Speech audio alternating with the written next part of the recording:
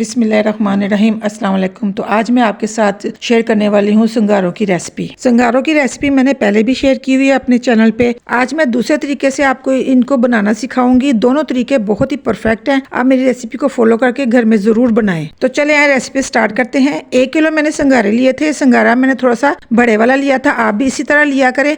छोटे वाला संगारा जो सही नहीं होता। तो इसको मैंने 4 से 5 पानी से साफ कर लिया था क्योंकि ये बहुत ही गंदे होते हैं। तो प्रेशर कुकर मैंने ले लिया। अब इसमें मैं डालूंगी 1 कप पानी। पानी डालने के बाद मैं जो संगारे साफ करके रखे हुए हैं वो सारे डाल दूंगी इसमें। इस तरह से मैंने आराम आराम से संगारे डालने हैं। तो स्टीम में जो चीज बनाई जाए वो ज्यादा मजे की बनती है। अब इसे हम लगा देंगे ढक्कन। ढक्कन लगाने के बाद मैंने तेज आंच पे 2 मिनट के लिए इसे गर्म होने देना है। उसके बाद मैंने दम वाली फ्लेम कर देनी है और इसे तकरीबन 30 मिनट तक स्टीम में मैंने पकाना है। प्रेशर के मैंने दोनों वेट ऊपर रख देने हैं और ढक्कन में से मैंने रबड़ नहीं निकाली। जब इसमें स्टीम भर जाएगी तो इसका जो ये वाला ऊपर पेच होता है वो ऊपर आ जाएगा। उसके बाद मैंने दम वाली फ्लेम पे इसको स्टीम पे 30 मिनट के लिए पकाना है। काफी थंबनेल पे मैंने लिखा हुआ देखा है कि 1 से 2 मिनट में संगारे तैयार हो जाते हैं। तो ऐसा कोई हिसाब नहीं होता। कम से कम 20 से 30 मिनट लगते हैं संगारों को तैयार होने में। 1 से 2 मिनट हो गए हैं तो ये देखें पेच ऊपर आ गया है। प्रेशर कुकर में अच्छी खासी स्टीम